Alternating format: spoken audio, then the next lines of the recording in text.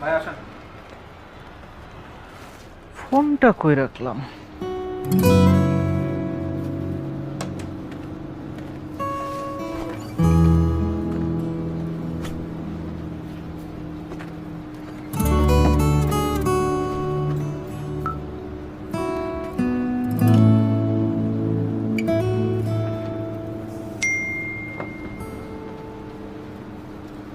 ৳30? আমাদের ফতুল্লা ম্যাচের কথা মনে আছে? ওই যে খেলায় আমি 6 মারতে যে হাতে ব্যথা পেয়েছিলাম। ফেরত আসার সময় রিক্সা ভাড়াটা তুই দিসলি, সেই ঋণটা শোধ করলাম।